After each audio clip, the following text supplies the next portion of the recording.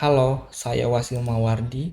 Dalam video ini kita akan belajar tentang bagaimana membuat Entity Relationship Diagram atau disebut ERD untuk sistem registrasi mata kuliah di perguruan tinggi. Oke, lanjut saja. Pada praktikum kali ini kita akan membuat ERD perguruan tinggi.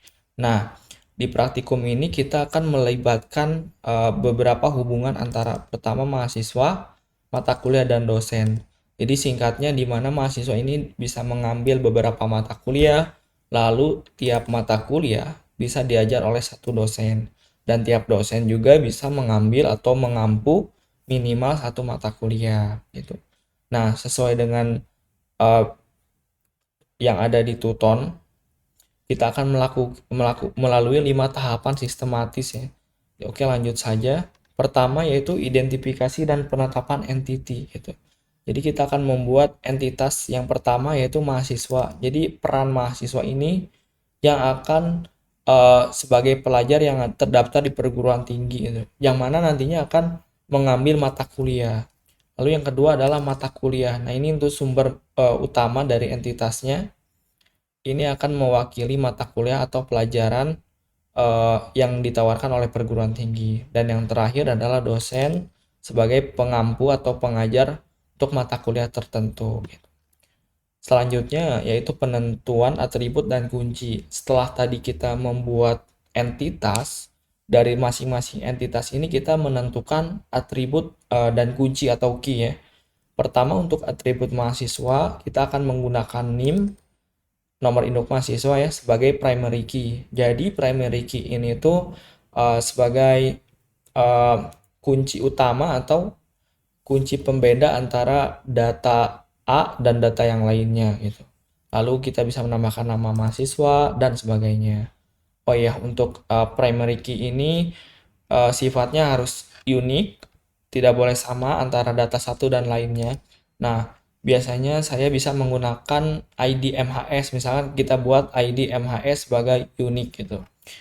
Lalu kedua ada atribut mata kuliah. Di sini ada kode MK sebagai primary key, lalu nama mata kuliah gitu. Yang terakhir pada entitas dosen kita ada atribut NID N atau nomor induk dosen sebagai primary key dan nama dosen. Oke, lanjut kita menentukan identifikasi himpunan relasi. Jadi kita akan menentukan relasi antara entitas satu dengan entitas lainnya seperti yang ada pada gambar. Ini ada hubungan tabel antara entitas mata kuliah dengan mahasiswa ini. Pertama ada meregistrasikan mahasiswa terhadap mata kuliah dan sebagainya. Oke, lanjut ini menentukan derajat kardinalitas itu. Jadi fungsinya untuk menentukan derajat kardinalitas itu tadi kan kita sudah membuat entitasnya, atributnya, lalu kita akan merelasikan atau menentukan kardinalitasnya. Contoh datanya misalkan ini hubungan antara mahasiswa dengan mata kuliah itu sifatnya seperti apa gitu. Apakah satu ke satu, satu ke banyak, atau banyak ke banyak gitu. Lalu yang pastinya itu penerapan pada IRD. Yang selanjutnya adalah transformasi relasi many to many. Nah, ini masih bagian dari penentuan derajat kardinalitas. Jadi pada tahap kelima ini banyak kebanyak antara mahasiswa dan mata kuliah perlu ditransformasikan menjadi entitas baru gitu. Jadi di mana entitas ini akan berisi primary key dari kedua entitas yang terhubung. Jadi kan tadi kita udah membuat dua entitas yaitu mahasiswa dan mata kuliah. Nah, untuk menghubungkan mahasiswa dan mata kuliah karena tadi sifatnya satu mahasiswa bisa banyak mata kuliah dan banyak mata kuliah dan satu mata kuliah bisa dimiliki banyak mahasiswa, maka yang paling mudah kita bikin entitas baru gitu. Jadi kalau bahasa teknisnya mungkin table transaksi gitu. Jadi yang menghubungkan antara master dan master seperti itu. Oke, yang selanjutnya itu melengkapi himpunan entitas dan himpunan relasi dengan atribut-atribut deskriptif. Jadi pada tahap terakhir ini kita akan melengkapi entitas dan relasi ya antara atribut deskripsi non-key untuk relasi yang terbentuk transformasi gitu. Seperti tadi mahasiswa dan mata kuliah. Seperti itu. Nah, dan yang terakhir kita tinggal implementasi ERD dalam database. Ya, kita bisa mungkin ini akan di materi selanjutnya. Seperti itu. Mari kita langsung saja praktik. Di sini saya menggunakan data draw.io ya. Jadi, pertama-tama kita akan membuat entitasnya terlebih dahulu.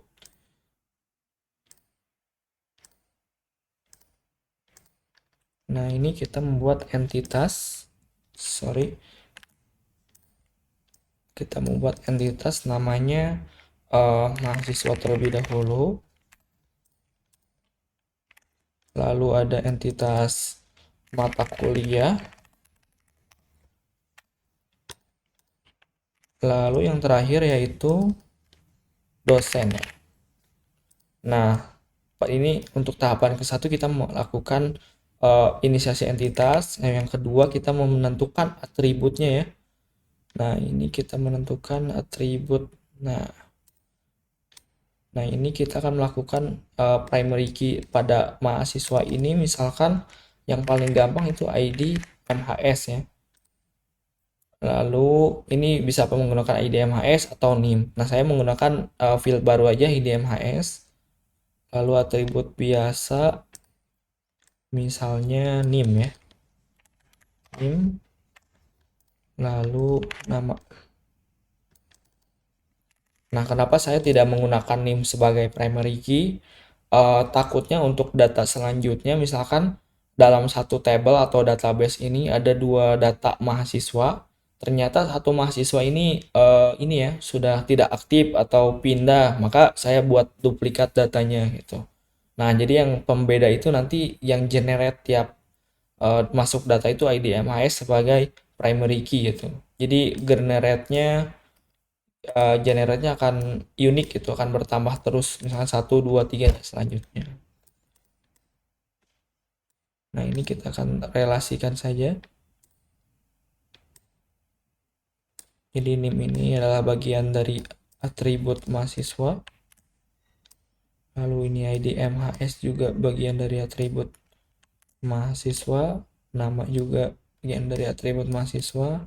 Oke, ini mahasiswa telah berhasil menentukan atribut-atributnya. Kita buat yang sama pada entitas ID dari mata kuliah. Kita akan menggunakan ID MTK seperti ini ya, agar lebih mudah. Lalu ada nama, lalu ada misalkan kode ya, kode MTK.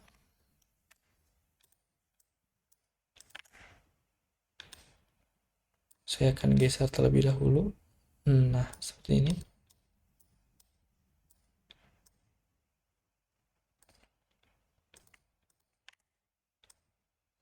Ini kan relasikan antara atribut kode mata kuliah dengan entitas mata kuliahnya. Lalu ID mata kuliah. Maaf, ini belum. Lalu atribut nama dengan entitas mata kuliah. Kita lakukan yang sama pada dosen.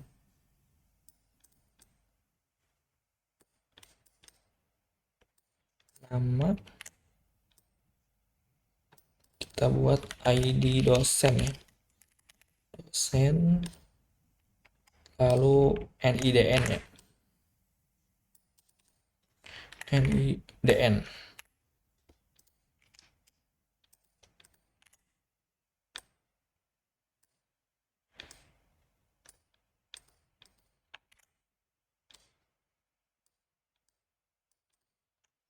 Lalu kita relasikan antara atribut nama tadi dengan dosen ya. Nah, pada tahapan kedua ini kita setelah selesai menentukan atribut atau field pada masing-masing entity ya. Oke. Lalu selanjutnya mengidentifikasi dan menetapkan seluruh himpunan relasi antara himpunan entity yang ada gitu. Kita rapikan terlebih dahulu. Misalnya kita akan buat perlebar ya.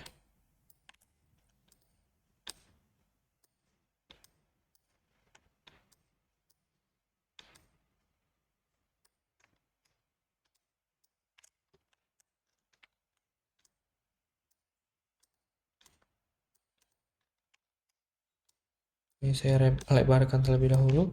Nah, oke, kita tentukan dulu eh, relasi atau himpunan antara entity ini ya. Jadi pertama itu antara mahasiswa dan mata kuliah. Jadi hubungannya pertama, mahasiswa ini bisa meregistrasi mata kuliah lebih dari satu mata kuliah. Jadi lalu selanjutnya dosen.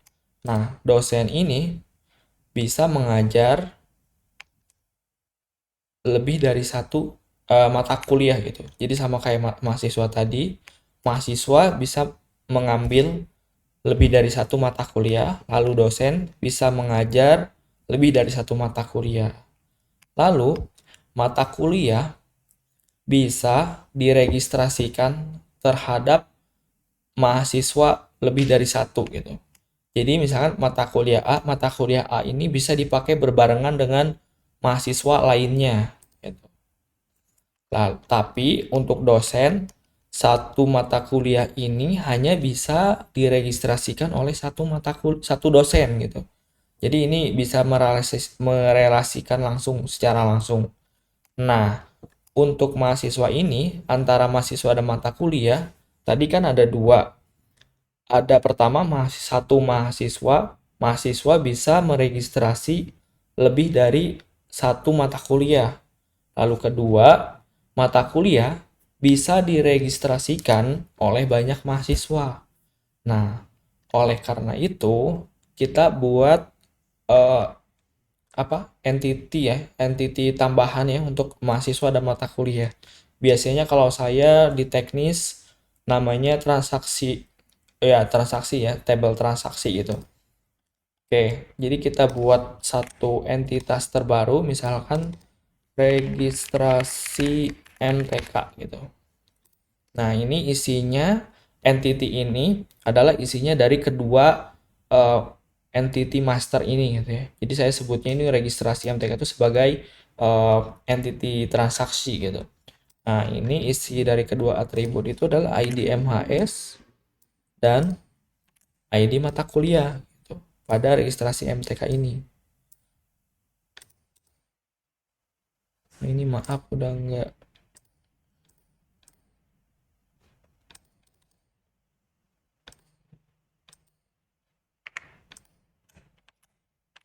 mau saya hapus lagi aja. Nah, ini kita buat ID MHS dan ID MTK.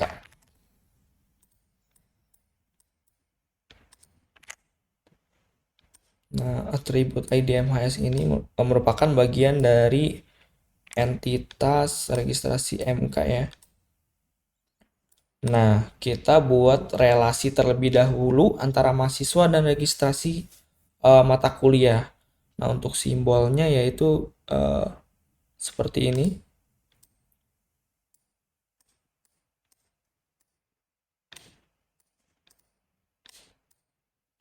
Kita akan perlebar terlebih dahulu. Nah, tadi kasusnya pertama mahasiswa dapat meregistrasi mata kuliah lebih dari satu. Kita buat misalkan registrasi ya. Maaf. Jadi satu mahasiswa bisa meregistrasi banyak mata kuliah ya. Kita buat one to many.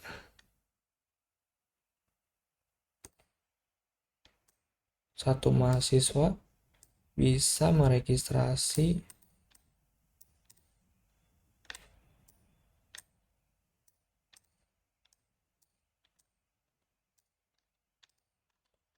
lebih dari satu ya.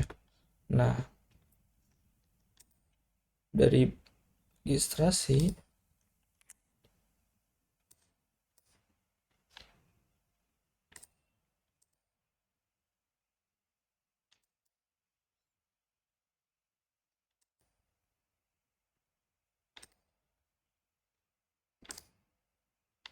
seperti ini. Nah, ya, betul. Lalu Jadi ini membacanya mahasiswa ini meregistrasi ke banyak mata kuliah gitu. Jadi di mata kuliah ini akan berisi satu mahasiswa bisa memiliki banyak mata kuliah. Jadi datanya akan banyak. Jadi misalkan ID MHS-nya 1, ID MTK-nya bisa 1 sampai 5, misalkan ada 5 mata kuliah. Jadi hasil datanya itu ID-nya 1, lalu ID MTK-nya 1, 2, 3, 4, 5 seperti itu. Lalu relasi yang kedua kita duplikat aja. Mata kuliah ini registrasikan dari satu mata kuliah bisa dimiliki oleh banyak mahasiswa. Seperti itu. Jadi relasinya one to many ya. Dari satu mata kuliah. Oops, sorry. Ini belum ke banyak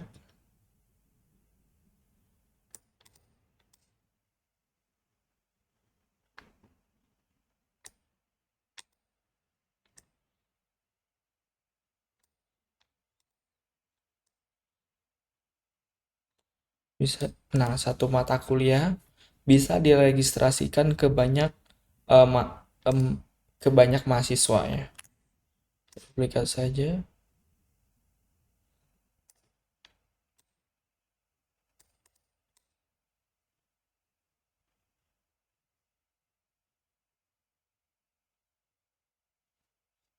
Ya, seperti ini. Lalu antara oh, saya balik lagi ke sini, diubah. Nah,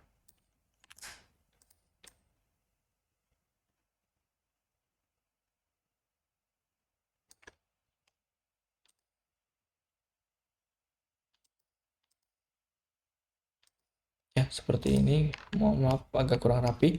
Lalu relasi antara mata kuliah ke dosen. Jadi satu mata kuliah ini hanya bisa dimiliki atau diajar atau diampu oleh satu dosen gitu. Berbeda dengan tadi, antara mahasiswa dan mata kuliah bisa saling banyak ke banyak, maka satu mata kuliah ini hanya bisa diampu oleh satu dosen.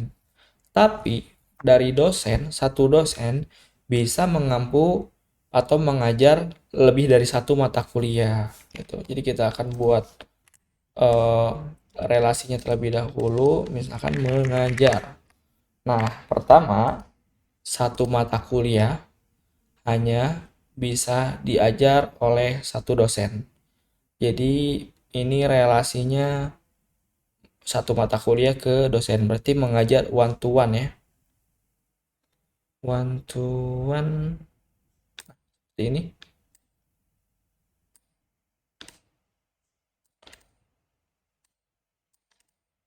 Lalu dari satu dosen bisa mengajar lebih dari satu mata kuliah.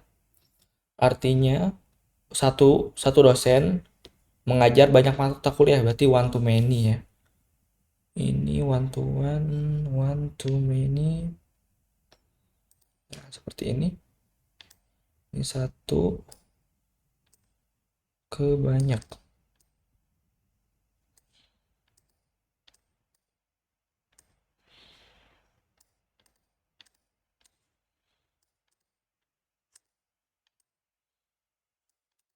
Nah, seperti ini.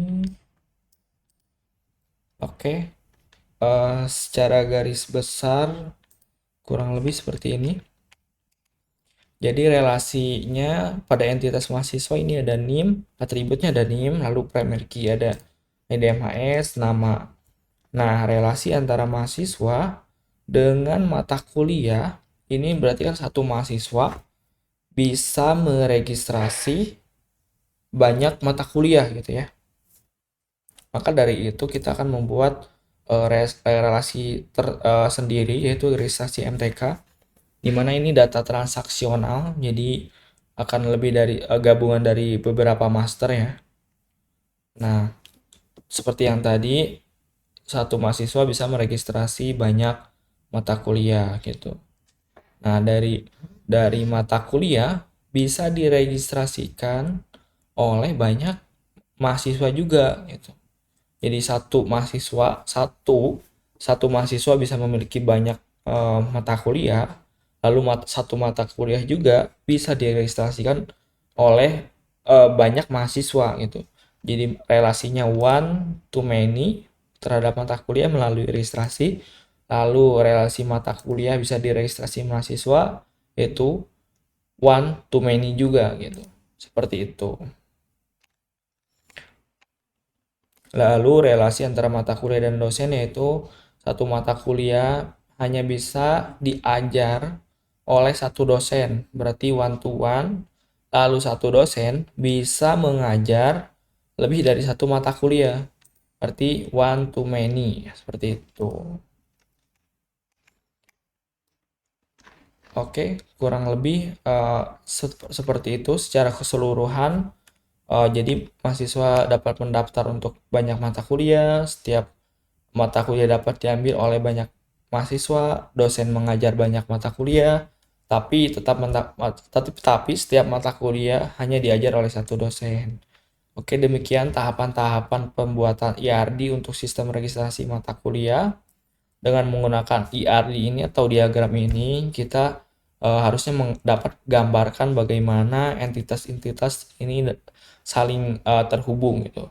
Oke, terima kasih telah menonton. Assalamualaikum warahmatullahi wabarakatuh.